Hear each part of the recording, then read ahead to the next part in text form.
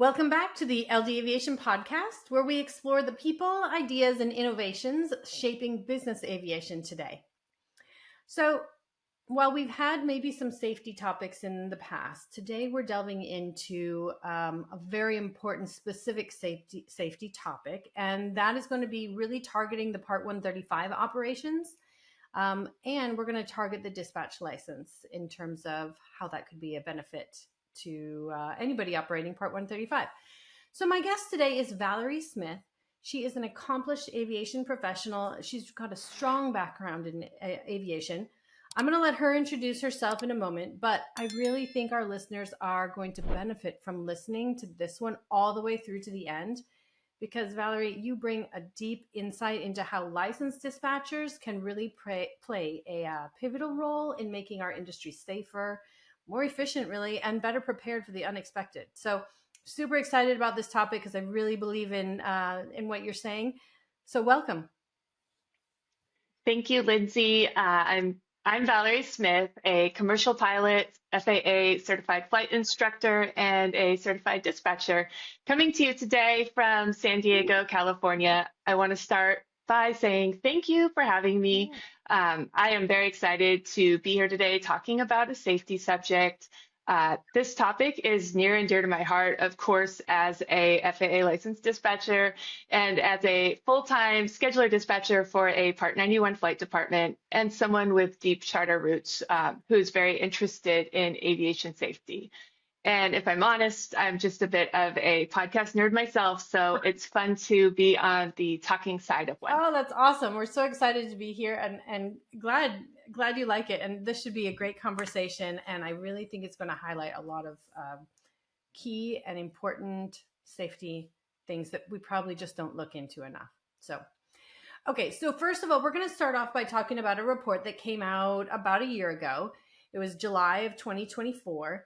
It made headlines that were some variation of, the NTSB calls for certified dispatchers. NTSB Special Investigation recommends safety improvements to commuter, on-demand, and other commercial aviation operations. You also saw stuff that was like NTSB probes top safety concerns in Part 135 ops. Exactly, Lindsay. Kind of at the heart and soul of this report is one basic fact. Accident rates for Part 135 charter operations fluctuate year to year, but are higher than the Part 121 airlines. And let's be clear, you're not going to see this advertised anywhere. Like, hey, come fly with us, pay a lot more, and get a side order of extra risk with your bottle of booze. Wow. So that statement may feel a little bit sensational. And it probably is. But for those listening, so we have, and we're going to talk about a lot of actual statistics from the Flight Safety Foundation.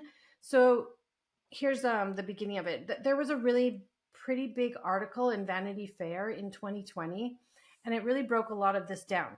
So it's easily Googleable. So go ahead and check it out. Try and find it for yourself. It's called The Dangers of Flying Rich and Flying Private. But here's one sentence that stood out. Between 2010 and 2017, not a single airline passenger died. But the Part 135 death toll averaged, get this, 22 per year. So a lot of the headlines maybe are misleading. For sure, yes. And that Vanity Fair article, it came out right after the tragedy with Kobe Bryant. Yeah. And it references notable individuals who died in plane crashes, from the golf legend Payne Stewart to the singer-artist Aaliyah to Alaskan Senator Ted Stevens. The headline referenced Kobe Bryant and other celebrities not having the same regulations to protect them in flight. And of course, we're not just talking about these A-listers. We're also talking about anybody who's flying Part 135. And that includes a lot more operations than maybe just a G550 going from Van Nuys to Teterboro with a Wyvern wingman crew. It includes like all of the light pistons bouncing around Alaska, delivering groceries to rural communities that are only accessible by airplane. It also includes helicopter air ambulances doing scene calls that are like picking up car accidents victims on the side of a highway, oftentimes in the dark. It includes a whole lot of other missions. And that's really the challenge, right? We're not talking about one uniform type of flying like commercial airlines. It includes everything from luxury jets to life-saving emergency missions. The environments, the weather, the terrain, it's all over the map.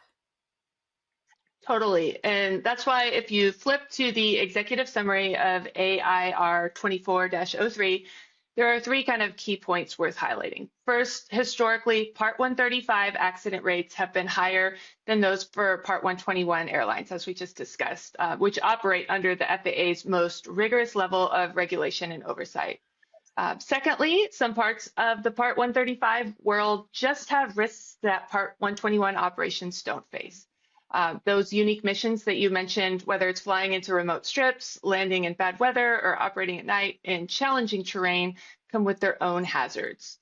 And third, if we want to close that safety gap, we need solutions that specifically target those unique risks without stopping operators from doing the critical work that they need to do. Okay. So a quick sidebar before we dive deeper, because two names are going to keep popping up in these case studies. It's the NTSB and the FAA. Right. And if I had to explain their relationship in plain English, they're kind of like siblings, same family. They both care about aviation, but with very different personalities and very different jobs. Okay, so let's start with the NTSB. That's the National Transportation Safety Board. Yes, they're the investigators. Their job is to figure out what happened after an accident. They show up with their notebooks, their voice recorders, their radar data. They dig through the wreckage, listen to the cockpit voice recorders, and piece together the story. But here's the catch. The NTSB has no regulatory power. They can't enforce anything. All they can do is make recommendations. Okay, so then the recommendations. That's where the FAA comes in, and they're the Federal Aviation Administration. Yes, the FAA is the regulator. They write the rules, they issue certificates, approve manuals, and they hand out fines when needed. They're the ones who decide what's legal in the flight deck or at the company level.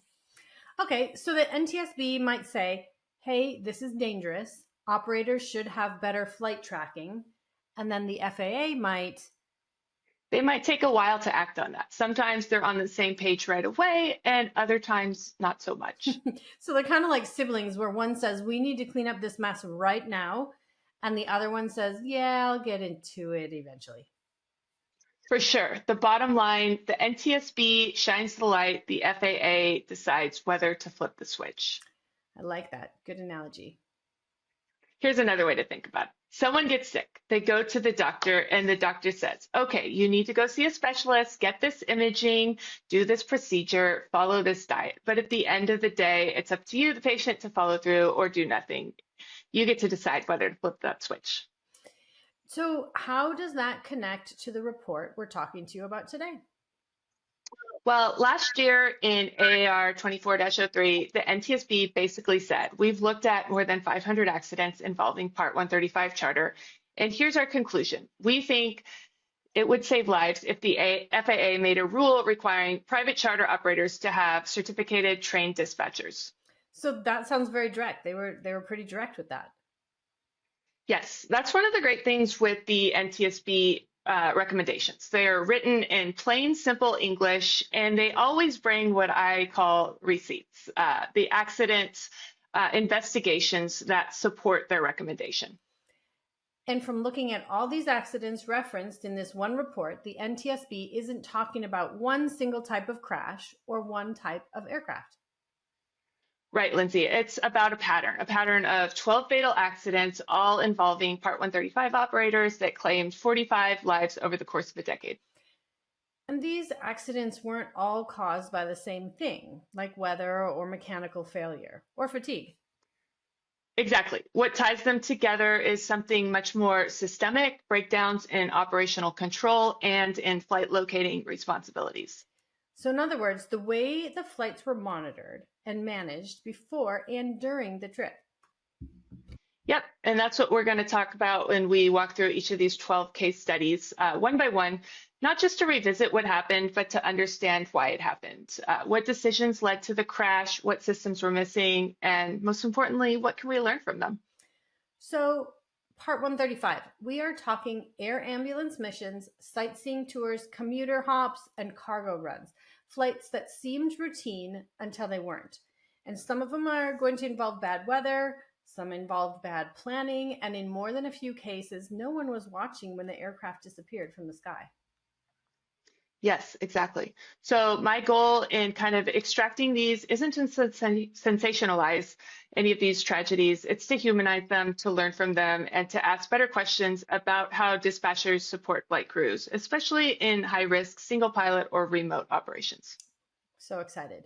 Okay, let's dive in and get started. So let's do case study number 1.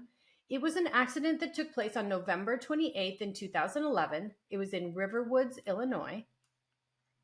Yes, this one involves a Piper Navajo Chieftain. That's a light twin Piper built from the late 60s into the 1980s. About 20,000 of them were made, and a lot are still flying today. Thanks to FlightAware, there's even a photo of the accident aircraft out there, registration November 59773. It was built in 1975, and at the time it was owned by Trans-North Aviation. They're still in business to this day, mostly doing air medical transport. So this one was a medevac flight. Yes, 4 days after Thanksgiving, back in 2011, an 80-year-old man and his wife were moving from Palm Beach, Florida to Chicago so the man could get blood treatment. So they hired Trans-North for a medical transport, and the man was actually strapped to a gurney for the trip. The crew was a 58-year-old ATP-rated captain and a 24-year-old pilot-rated passenger sitting in the right seat. And they didn't fly nonstop, right? No, they stopped in Jessup, Wayne County, Georgia to refuel. That's about 390 miles from Palm Beach. I'll be honest, I looked at that choice and wondered why. It's a decent-sized airport with a 5,000-foot runway, but it's an unusual tech stop when you still have nearly 1,000 miles to go to Chicago Executive. But it could have been related to fuel prices. Who knows? Anyway, from Jessup, they launched on that last leg, operating under the call sign Lifeguard. That's what the medevac flights use. So it was on the leg that up to Chicago where the things went bad. Right. So flying over the lower part of Lake Michigan, the captain switched to the ox fuel tanks to burn them off, and the last quarter of the main tanks disappeared pretty fast, was what the accident report said, according to the pilot-rated passenger. Then the right low fuel light came on. The captain opened the crossfeed and the light went out, and he asked ATC to take him direct to the outer marker for the approach into PWK. ATC said they couldn't do that, and then the light came back on, and at that point, the captain declared an emergency, and the right engine started to sputter. They were in the clouds at night. Remember, this is 10 p.m. in November. And then both engines quit. They popped out of the clouds at about 1,400 feet, which gave them maybe 700 feet to work with. Wow, that's like nothing. That's nothing. The pilot tried to stretch it, but they clipped trees. The first tree came through the captain's side window. Both pilots were on the controls, but they lost authority, and the yoke handles actually broke off in the right seater's hands. They came down in a neighborhood. 3 people died, the captain and the 2 passengers. The pilot-rated passenger was seriously hurt, and the medical crew member had minor injuries.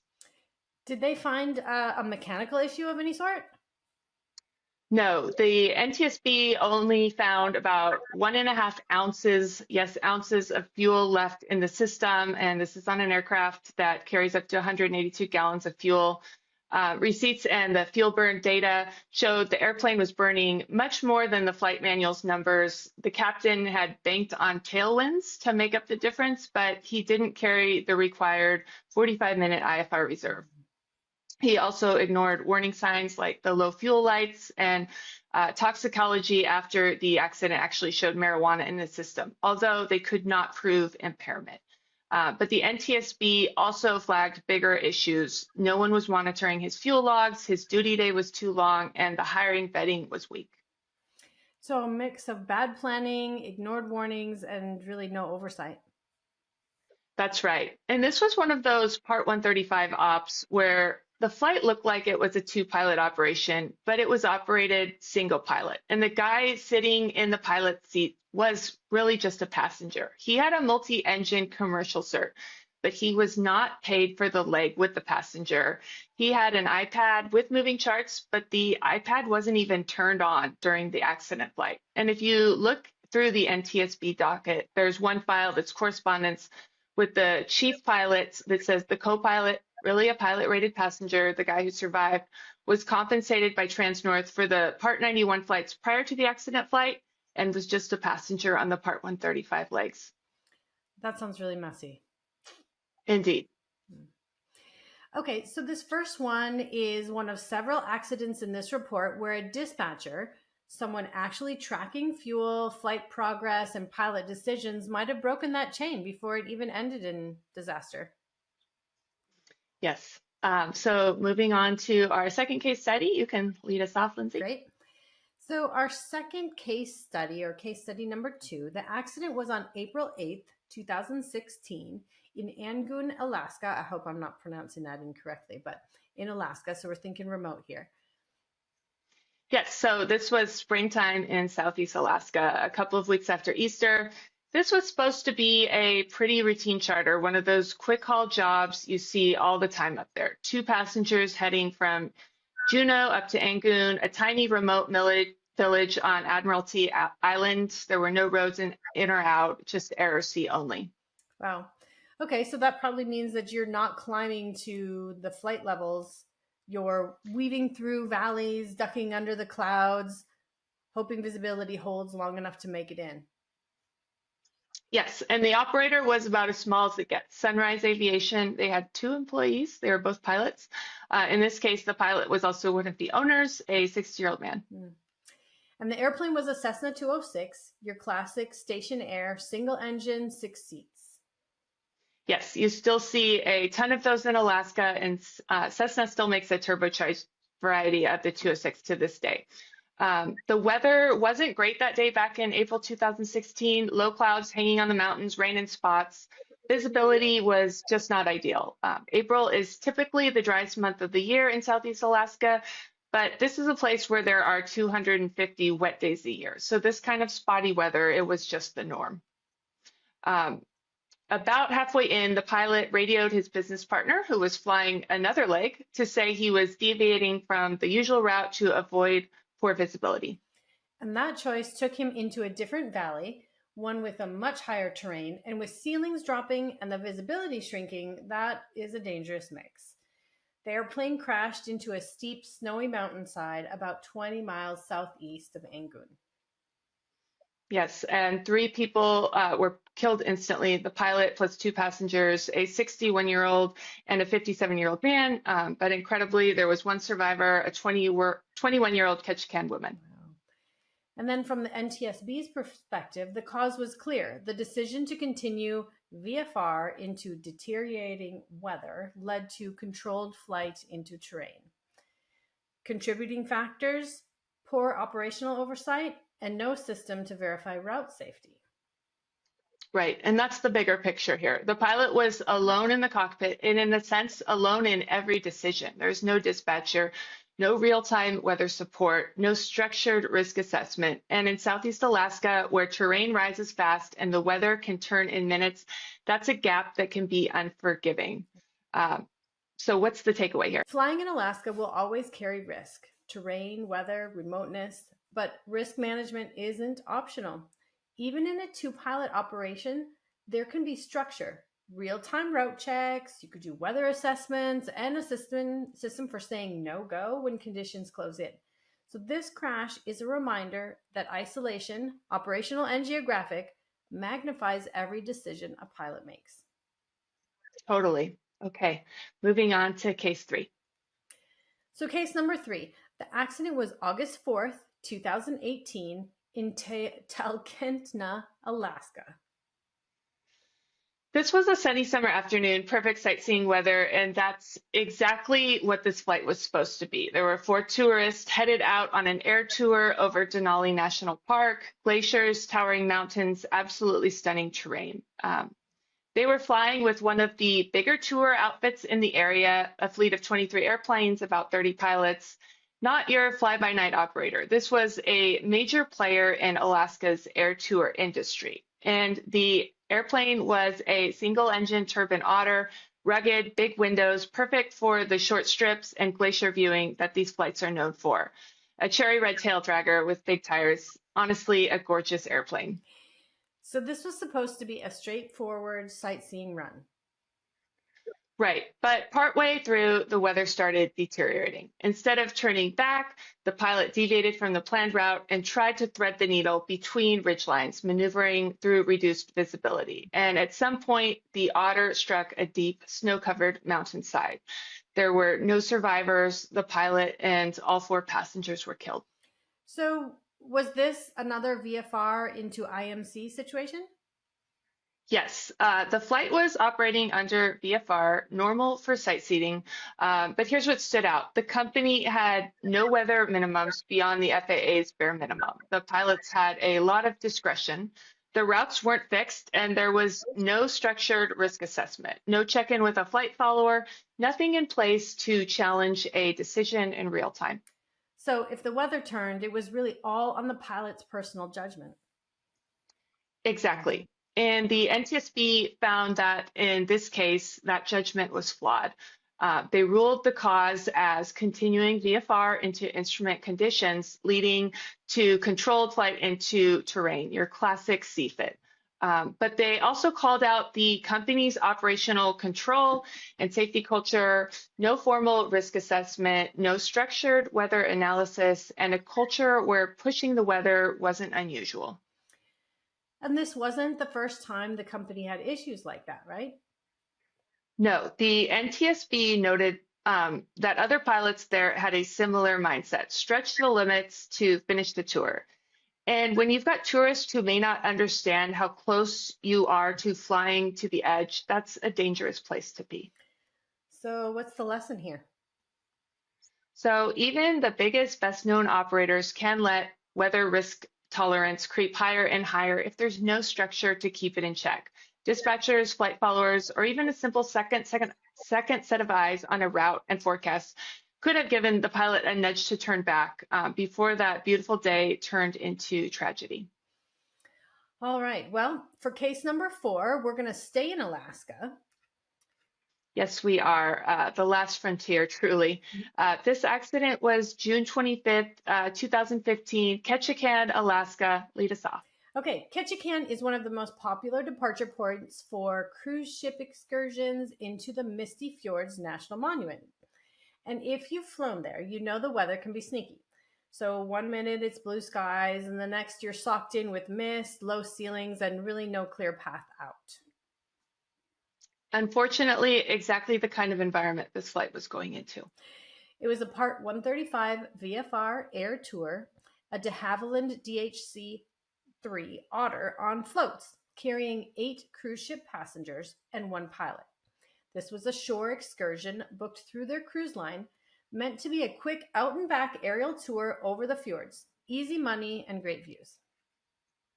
But the operator, this was a seasonal business. They'd ramp up really fast for the cruise ship season, 30 to 40 employees, 11 aircraft, and then switch over to Florida for the winter. And that kind of quick ramp up can create gaps, especially in ground support. And in this case, the flight schedulers included some relatively young or minimally trained staff. So what was the process supposed to be? So on paper, it looked good. The company's General Operations Manual, or GOM, said pilots and schedulers were supposed to jointly assess the weather and agree on whether the flight could go. But that didn't happen here. Nope. On this day, there was no weather discussion, no joint go, no-go decision. The pilot, who, by the way, had less than 2 months of Alaska tour experience, made the call to go on his own. And the NTSB later found he already had a history of questionable weather decisions. Yes, there's several paragraphs in the aircraft accident report about other pilots raising questions about the pilot's judgment. And there's also a reference in the NTSB report on page 21 to the accident pilot's own logbook for a flight just 10 days prior to the accident, where the pilot noted, "Misty trip, thought I was dead." The NTSB investigators contacted the passengers on that flight, who stated that they did not notice anything out of the ordinary other than turbulence. the pilot who did not file a safety report related to that flight either. Yikes, that's pretty chilling to read, even for Alaska. Yep. Okay, so back to this flight. Once airborne, the Otter encountered IMC in the mountains. It crashed into a cliff face inside the Misty Fjords National Monument. All 9 people on board, the pilot and 8 passengers, were killed. And since we're talking about dispatcher involvement in these missions, what happened here? So the scheduler on duty that day, the one who could have been that check and balance, wasn't adequately trained or qualified under 14 CFR 119.69, which means they weren't legally or practically prepared to exercise any real operational authority. So basically, you had an inexperienced pilot making the weather call in IMC-prone terrain with no one in position to challenge it. The NTSB said a properly trained scheduler might have played a more influential role, maybe even stopped the flight entirely. They also faulted the company for failing to ensure risk assessments were conducted and weather was fully evaluated before departure. So the takeaway here after this 2015 tragedy, operational control isn't just a line in a manual, it's a living process. If the people in those roles aren't trained, empowered, and informed, the safety net just doesn't work. Not for these cruise ship passengers who just wanted a fun activity. And in seasonal, fast-paced operations like this, that gap can be wide enough for an airplane and 9 lives to tragically fall through. All right, case number 5. This one is on November 29th, 2013, the day after Thanksgiving. And yep, we're still in Alaska. Yeah, Alaska again, about 400 miles west of Anchorage. This was a commuter flight from Bethel to St. Mary's, which is a small rural community out west near the Yukon River. And this was a 135 scheduled service flight, so not a tiny air taxi, but a large regional carrier that ran scheduled routes all over the state. The airplane was a 1998 Cessna 208B Caravan, and this Caravan was loaded up. There were 10 people on board, 1 pilot and 9 passengers. Yeah, this was LD Aviation. They were eventually rebranded in 2014 as Corvus Airlines, and now they do business as Raven Alaska, and they service more than 100 communities in Alaska: Deadhorse, Fairbanks, Homer, Kenai, and St. Mary's, which is where this crash occurred. And this one really had a heartbreaking outcome. The airplane crashed about a mile short of St. Mary's in dark night, IMC conditions, killing 4 people and seriously injuring the other 6. And this operator was not some mom and pop operation. This company had 56 airplanes, 12 bases scattered across Alaska, over 130 pilots, and 80 flight coordinators. You'd think with those resources, they'd have a strong system in place. You would think, but in their investigation, the NTSB found that was not the case. On the day of the accident, the flight was operating under visual flight rules, that's VFR, for the weather around, but the weather around St. Mary's was anything but VFR. It was low visibility, darkness, just overall marginal conditions. And the pilot pressed on anyway. He was 68 years old. He had 25,000 hours of flight time.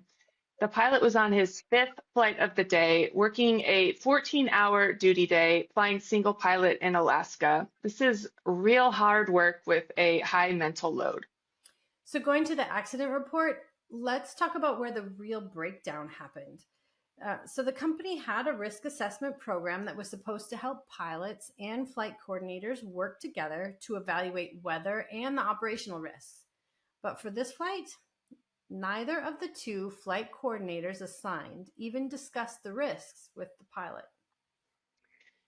Yes, and actually those flight coordinators had never even been trained on how to use the risk assessment tool. Specifically, the report said contributing to the accident were the operator's inadequate procedures for operational control and flight release, and its inadequate training and oversight of operational control personnel. So the system existed, but nobody knew how to use it. For example, these flight coordinators were supposed to assign a risk level on a scale of 1 to 4. So this one had a risk level of 2. And if there was a risk level of 2, operational control procedures mandated that the PIC and flight coordinator have a conversation, a discussion about the risk involved. That's not just a gap, that's really a system failure. Yeah, exactly. Because you've got dark night, deteriorating weather, company policy that says do a risk discussion, and the people responsible don't know the process. That's just setting everyone up for trouble, like a real recipe for disaster. Exactly. And looking back, it seems so clear. And consider the scale. This operator was flying all over the state. This crash happened at 6:24 p.m. local time. The pilot had started his day at 8 a.m. and flown 4 flights before the accident flight. That's a lot of flights, a lot of discussions that aren't happening. And the NTSB didn't just stop at the operator in this one. They actually went after the FAA too. In their probable cause statement, they added, also contributing to the accident was the FAA's failure to hold the operator accountable for correcting known operational deficiencies and ensuring compliance with its operational control procedures. And then in the analysis section, they spelled it out. It's pretty scathing. FAA inspectors had repeatedly observed the company's non-compliance in flight operations. They opened investigations and then closed them after only one administrative action. In other words, the issues were documented, but nothing meaningful was done to fix them. So one way of saying this crash might have been preventable. In the end, the caravan descended toward the airport and struck terrain about a mile from the runway. The pilot and 3 passengers were killed. The rest were badly hurt. To make matters worse, it took search and rescue about an hour to locate the wreckage in the darkness. And that's the takeaway here. Having a safety system on paper means nothing if it's not being used, if the people aren't trained, and if the oversight, internal or external, doesn't hold anyone accountable. And to further add on to that, aviation is essential in Alaska. There are 250 villages in Alaska that do not connect to the road system. They need these commuter and air taxi operators to get food, mail, transport people to their medical appointments. If you go on the CDC website, they even have a dedicated page called Alaska Aviation Safety because this is such a big issue. So I understand we have another Alaska case to look at for our 6th case. Indeed, we do. A couple years later, in the southeast town of Juneau, which is also the state capital and accessible only by air or sea.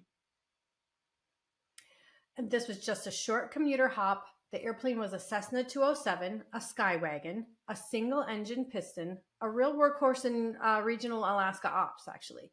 It was operated by a mid-sized Part 135 carrier with a strong presence in the state, flying routes all along the Inside Passage and out into the bush. This was another VFR, Visual Flight Rules flight, scheduled from Juneau to a nearby village. 5 people on board, 1 pilot, and 4 passengers. The kind of short leg you'd think would be uneventful. But in Alaska, as we've seen, even a quick hop can turn into a high-risk flight. And what makes this one really stand out is just how avoidable it was. So the operator actually had written procedures requiring the pilot and a company flight coordinator to make the go, no-go decision together.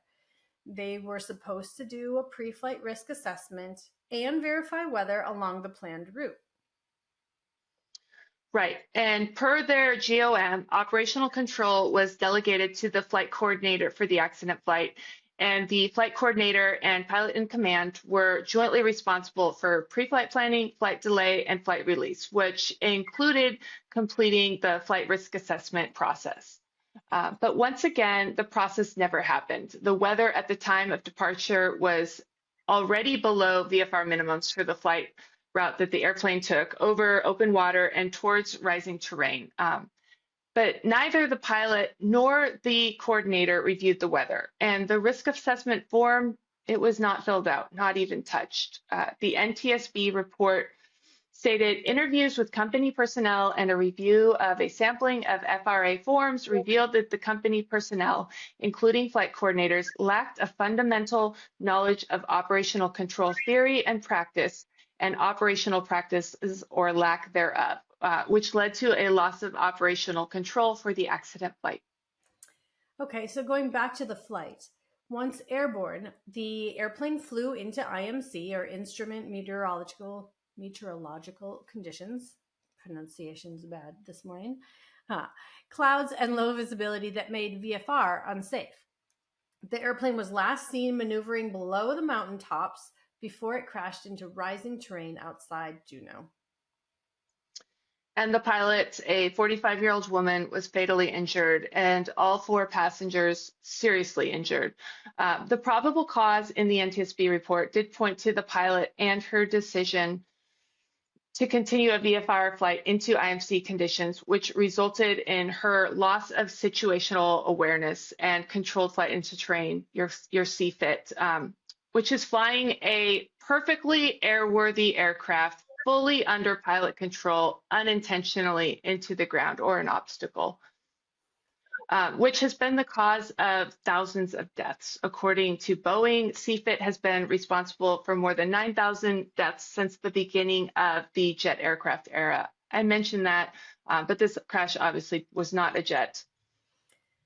So the big question really, how does that happen in a company that supposedly has all the right procedures on paper?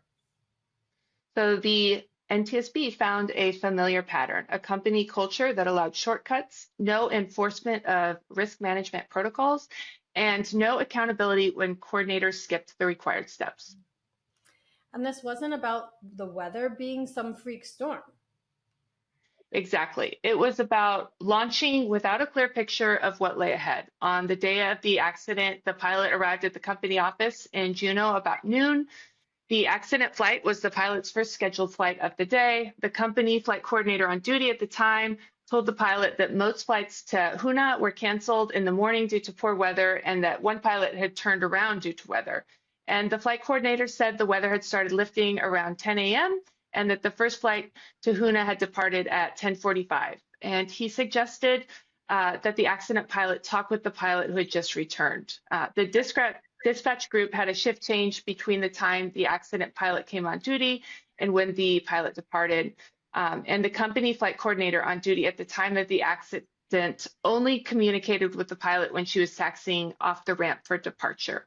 There was no weather information discussed. No further radio communications were received from the pilot by the company. And when I look at this accident report from the crash in July 2015, that's the part that sticks with me. The information was there. Other flights had canceled. One had already turned around, and there was time to have that conversation.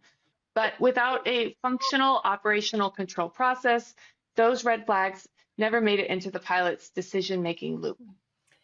So a short routine hop became a fatal CFIT accident.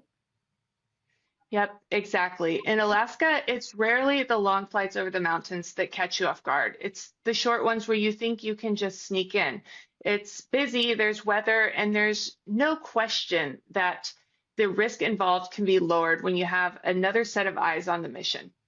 Looking at weather and being part of that crucial, proactive aeronautical decision-making, that ADM process that everyone learns about in pilot ground school and in dispatch training. And when the system that's supposed to back up the pilot isn't being used, the margin for error disappears. All right, we're halfway through. Are we still in Alaska? We're not entirely done with Alaska, but this one is back in the lower 48 in Missouri, and we're transitioning to helicopters and another critical operation, helicopter air ambulance, or HAA. And it's not surprising that the NTSB is shining a light here. We know helicopters are risky, but let's talk why. Helicopters are inherently unstable. They have mechanical complexity, and although they don't defy physics, they operate within established aerodynamic principles. It is all a very careful balance, and it's high workload for the pilots. There's a reason why you don't see 1960s helicopters sitting on the ramp like you do with 1960s airplanes. They are complex machines. And this accident is kind of mind-blowing. It has been analyzed on a few YouTube videos and blog articles with somewhat sensationalized headlines, which, always hard to see. Lindsay, you want to lead us off with this one? Sure. So this crash occurred August 26th, 2011 in Mosby, Missouri. The aircraft was an A-Star operated by Air Methods, doing business as LifeNet.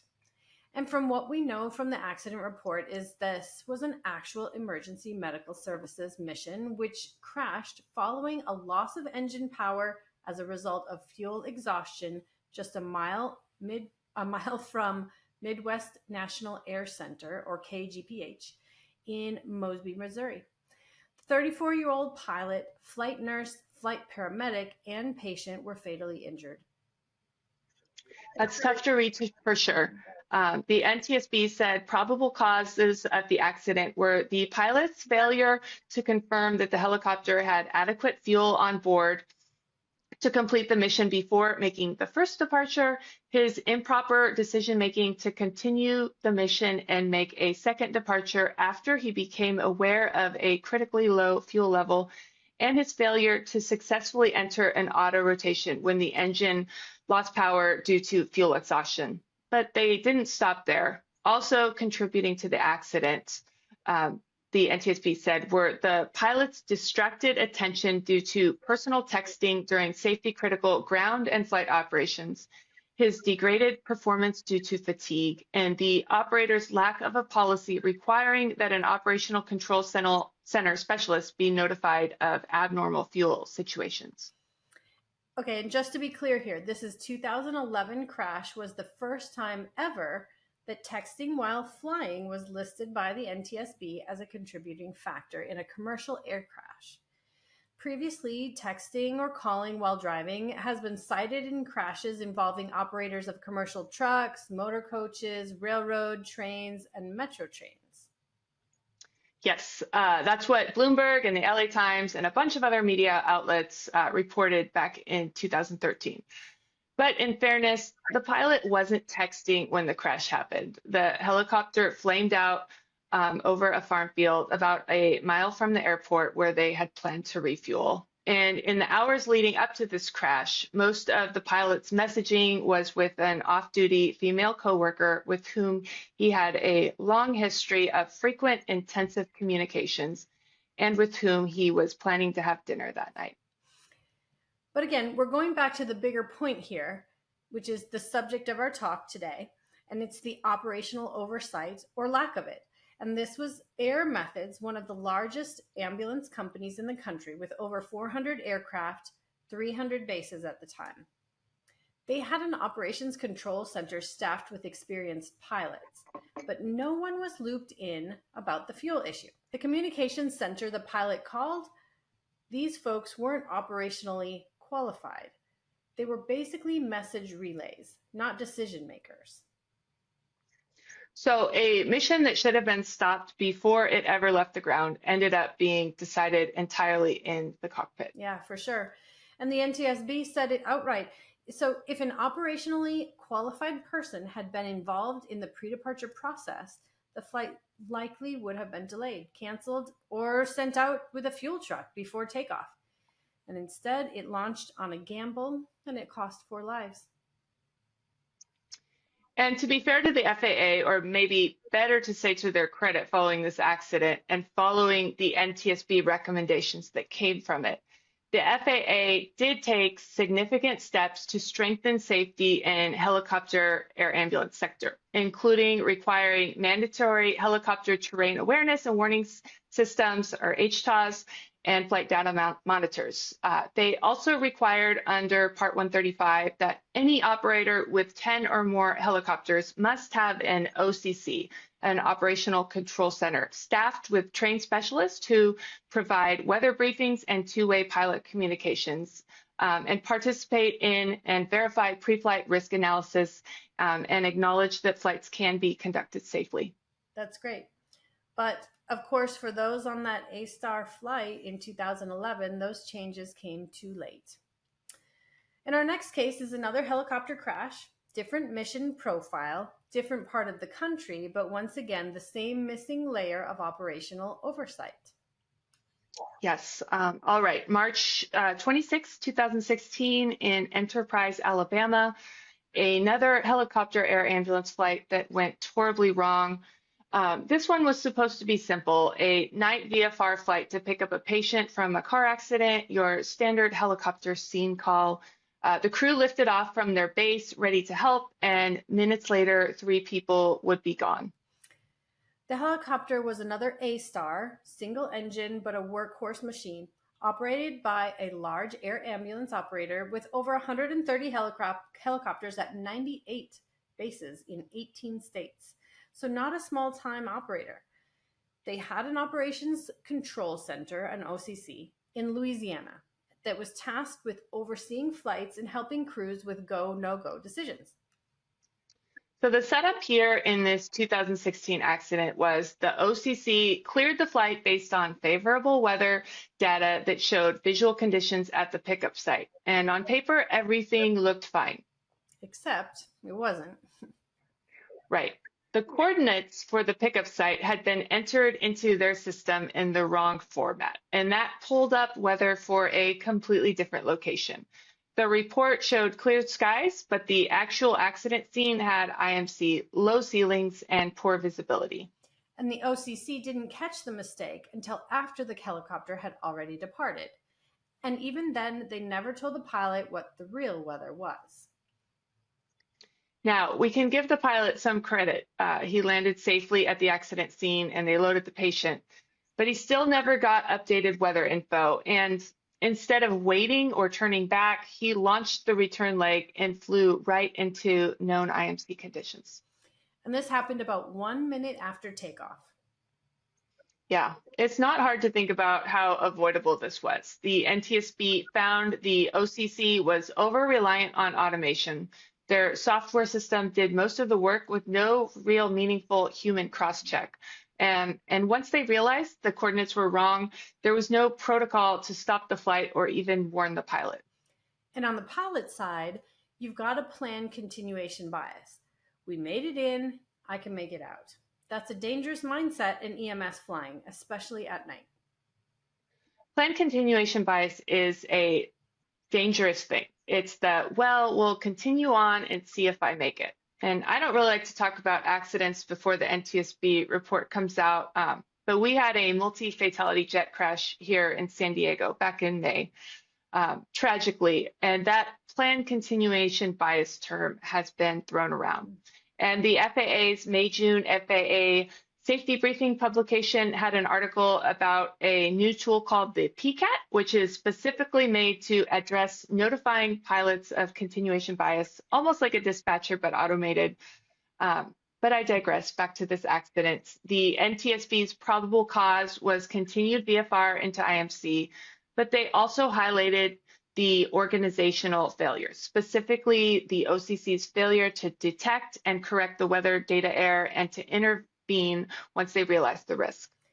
So the lesson here? It's not enough just to have an OCC on paper. You have to train your people, give them authority to act, and have a process for when something goes sideways. A simple coordinate formatting error shouldn't cost lives, but in this case, it did. And our next case is another helicopter air ambulance. It was January 29th, 2019 in Zaleski, Ohio. Deep winter, rural, surrounded by forests and hills, not the kind of place you want to go down at night. This was another helicopter air ambulance mission. I've read this accident report a few times and looked at the pilot's obituary. It's very sad all around. She was just a few months younger than me, and you just read it and you think she should still be here. These things need to be prevented. On paper, straightforward enough air ambulance mission to respond to a location, pick up a patient, fly them to a hospital in Columbus.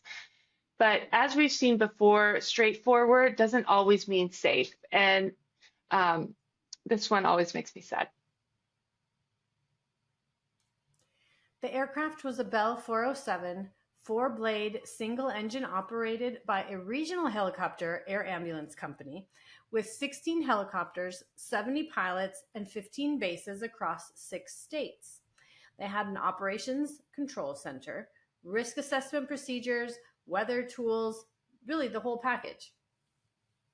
Yes, but on this night, that system failed completely. Here's kind of how it unfolded. There was an emergency room tech at Holzer Meeks. They needed to get a patient to Columbus.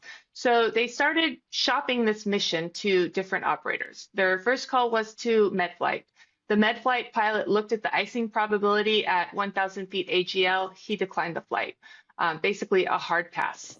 Then the ER Tech called HealthNet Aeromedical. HealthNet said they'd have their pilot do a weather check, but before that process finished, the ER Tech called Survival Flight instead. And the Survival pilot on duty said he was about to clock out, but the day pilot was 5 minutes from the base and she might take it.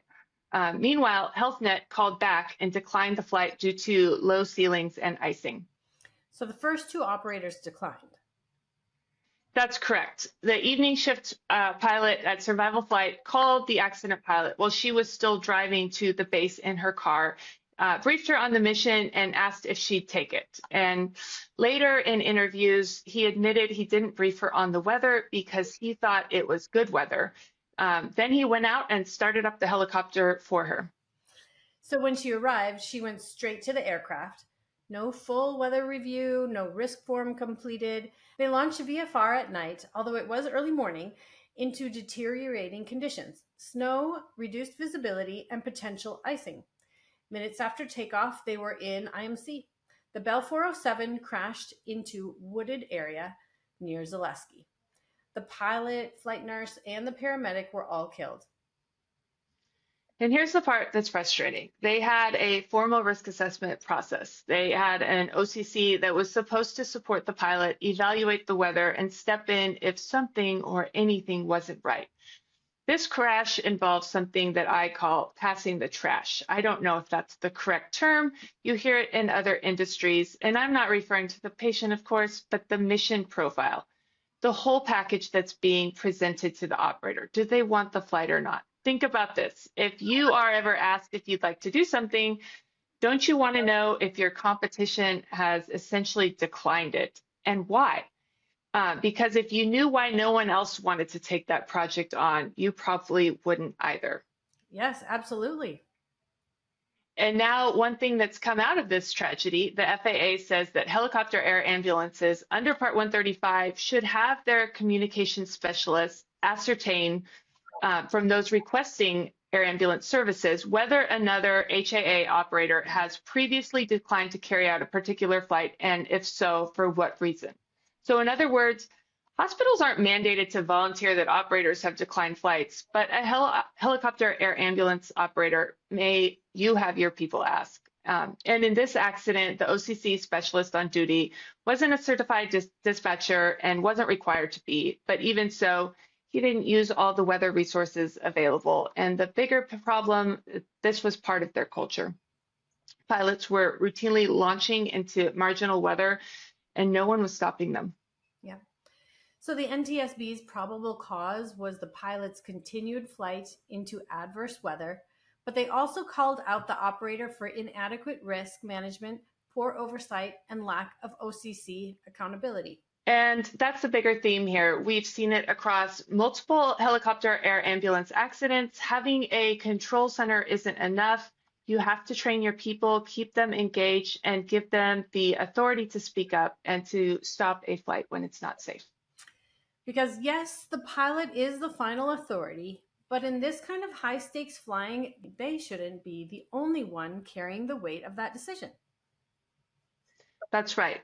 Okay, let's go back to Alaska. All right, so back to Alaska again for case number 10.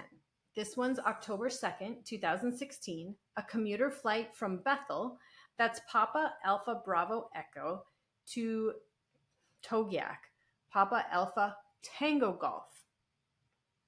And Togak had a population of about 1,000 people, and is really just accessible by boat or airplane. And this was just a regular scheduled flight on an early October day. Exactly. And so this was one of the state's biggest regional carriers, dozens of airplanes, an intricate web of routes connecting remote villages.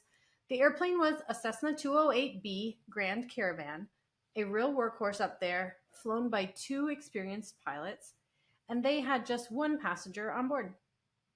It sounds routine, but if this made an NTSB recommendation list, we know the routine is a relative term. So what happened?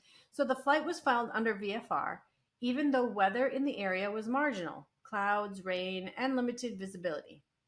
Now here's the thing. This operator had a process where pilots and operations control agents were supposed to jointly assess risk and decide whether to file IFR or VFR. And did they use it? The control agent initially recommended an IFR plan, but at some point the pilot convinced them to allow a VFR departure instead. And that decision set the stage for everything that followed. So once they were airborne and on their way on their VFR departure, what happened? All right, back to Alaska again for case number 10. This one's October 2nd, 2016, a commuter flight from Bethel, that's Papa Alpha Bravo Echo, to Togak, Papa Alpha Tango Golf. Togak has a population of about 1,000 people and is really just accessible by boat or airplane. And this was a regular flight on an early October day. Exactly. So this was one of the state's biggest regional carriers, dozens of airplanes, an intricate web of routes connecting remote villages. The airplane was a Cessna 208B Grand Caravan, a real workhorse up there, flown by two experienced pilots, and they had just one passenger on board. Sounds routine, but if this made a NTSB recommendation list, we know routine is a relative term. So what happened? So the flight was filed under VFR. Even though weather in the area was marginal, clouds, rain, and limited visibility. Now here's the thing. This operator had a process where pilots and operations control agents were supposed to jointly assess risk and decide whether to file IFR or VFR. And did they use that? No. So the control agent initially recommended an IFR plan, but at some point the pilot convinced them to allow a VFR departure instead. And that decision set the stage for everything that followed. So once they were airborne and on their way on their VFR departure, what happened? So they deviated from the standard IFR routing and flew into a mountainous area with deteriorating visibility. And the terrain was rising, the cloud deck was lowering, and they kept scud running, flying low to stay under the clouds. Eventually, they flew straight into a mountainside, and all three people on board were killed. Tragic. Yeah. This company flew over 55,000 flight segments a year, and 2/3 of their destination didn't have IFR approaches. That meant they leaned heavily on VFR flying, even in conditions where IFR might have been the safer choice. So the risk assessment process existed, but no one made sure that it was actually followed. Yep, the operational control agent caved to the PIC's request for VFR, despite the weather. And once they were airborne under VFR, the pilots had complete discretion over the route and altitude, which in mountainous terrain with poor visibility left them no margin for error. So what did the NTSB say? Probable cause was controlled flight into terrain due to the decision to proceed VFR into IMC, another CFIT accident. The NTSB also cited inadequate oversight, a culture of routine VFR ops in marginal weather, and a lack of structured decision-making between pilots and dispatch. So one of their recommendations was that operational control agents should get CRM training, so they have the skills and the confidence to challenge unsafe decisions. Yeah, and unfortunately for this group, too late. But it's important. The FAA actually has in their dispatch resource management advisory circular a whole paragraph on assertiveness and the need to train flight dispatchers to the course of action that the dispatcher feels is the safest, even though it may involve conflict with others. And I get it. It doesn't feel natural to stand up to a 20,000-hour PIC and say, hey, I don't agree with you. But in order to do your job, you need to be able to do that. Yep, sure do. Okay, let's keep going. So next case number 11, Palmer, Alaska, March 27th, 2021. Yeah, and this one's not just another charter flight. This was a heli-skiing operation. And if you've ever seen one in action, it's intense. You fly clients up to remote mountain peaks, drop them off, and they ski untouched powder. Gorgeous, but it's often in brutal terrain and weather that can change in minutes. And what kind of aircraft were they using for this one? So they used the A-Star, a popular high-altitude helicopter. And fun fact that I learned as a helicopter dispatcher, the A-Star is the only aircraft to land at the summit of Mount Everest. And that happened in 2005. There's a fascinating Wikipedia article about the pilot. He actually did the summit landing 2 days in a row because he wanted to prove that the previous day had not been simple luck. But anyway, back to this heli-skiing accident in 2021. This was in the A-Star, carrying 5 passengers and 1 pilot.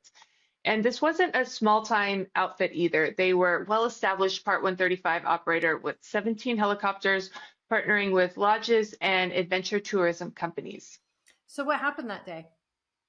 So the group had already done a couple of ski runs, and on this leg, they were repositioning when the helicopter struck a snow-covered ridge and slammed into the mountainside. 5 people were killed, the pilot and 4 of the skiers. 1 passenger survived, but he suffered severe frostbite after waiting nearly 6 hours in sub-freezing temperatures before the rescue crews arrived. Wow, 6 hours. Why on earth did it take them so long to find them? Well, that's the part that the NTSB took issue with, and the theme of these last few crashes we're looking at, flight locating. The operator didn't even know the helicopter was missing until almost 2 hours after the crash. And it wasn't the company who noticed, it was someone at the ski lodge who raised the alarm. So there was no active flight following? Not really. The operator had informally delegated flight locating duties to the lodge that booked the flight. But here's the thing, that delegation wasn't in their operation specifications or their GOM, which Part 135 requires. It was a informal, you track it, we'll call you kind of arrangement. Doesn't really give you the warm and fuzzies. Nope. And I'm guessing the lodge staff didn't exactly spring into action. No, they didn't follow their own emergency procedures when the helicopter stopped checking in. And that delay meant the survivor, who'd already beaten the odds surviving this crash, was left out in the elements for hours, worsening his injuries. So what did the NTSB say? They cited the pilot's decision to keep flying in deteriorating visibility as a contributing factor to the crash, but they hammered the flight locating failures, stressing that the delayed notification to search and rescue made a bad situation worse. Yep. So what is your takeaway with this one? Well, it seems really obvious when you read the report, but if you're operating in remote mountainous terrain without radar coverage, flight following isn't a checkbox, it is a lifeline. And it has to be clear who's tracking, how they're tracking, and what happens the moment that contact is lost. In this case, that wasn't just paperwork, it was the difference between hours of exposure and a timely rescue. Mm-hmm. So let's move on to our last case, which we know it was also a flight locating issue that the NTSB shined a light on. So please talk us through that one. Yeah, so this was a COVID area crash, June 7th, 2020, back in the lower 48 in Sioux Falls, South Dakota. This was a solo operation in a Cessna 208B Caravan flown under Part 135 by a small on-demand cargo company. It was just the pilot flying freight to another airport in the region. And the exact destination was never confirmed because of what happened just after takeoff. This one happened really early in the morning, right? Very early Sunday morning, about 4 a.m. That's the kind of shift where circadian rhythm, workload, and support systems really matter. When you're alone in the cockpit before sunrise, you're relying on the system around you to catch problems fast. And in this case, the system wasn't there. Nope, not at all.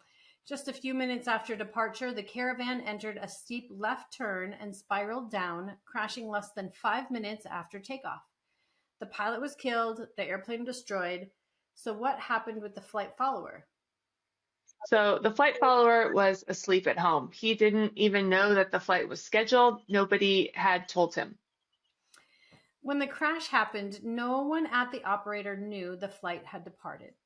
They only found out when Sioux Falls airport personnel called to ask why the aircraft was still on their ramp. That's how they learned something was wrong. So not just bad procedure, but no procedure. The NTSB's biggest concern here wasn't the crash cause, which they couldn't determine, but the fact that the operator had no system to ensure a flight follower was alerted before a flight began. So this meant that the pilot was completely alone. No one tracking the aircraft, no one monitoring the route, no one ready to start search and rescue if it went missing. And we saw here there was nothing inherently risky except that no one was watching. And afterward, the FAA issued emergency changes to companies' training program and manuals. But like in so many of these cases, those fixes came after a fatal accident. Yeah. This is the perfect reminder that operational control matters just as much, and if not more, for lone pilots on short legs as it does for multi-crew long-haul flights. If no one's watching when something goes wrong, that pilot's chance of rescue shrink by the second. Yeah. Wow. So that was a lot we covered today. You definitely showed us a pattern. So after hearing all 12 of these cases, you might be thinking, wait, why don't Part 135 operators have dispatchers like the airlines do? Yeah. And if that thought crossed your mind, here's the good news. You can actually do something about it. Of course, if you are a dispatcher, these narratives maybe shift your focus on how your ADM, your aeronautical decision making, plays a role. And when you should maybe speak up if the PIC is telling you something that doesn't sit quite right. But also, if you want to comment to the FAA about it, you can do that too. So there are 3 main ways to do that, right? Yes, a couple paths up the mountain. First, you can submit a public comment via regulations.gov. When the FAA puts out a notice of proposed rulemaking, a NPRM, or anything related to Part 135 or dispatcher requirements, they will open it up for public feedback. So just search the docket on regulations.gov and you can submit your comment directly online. Easy enough.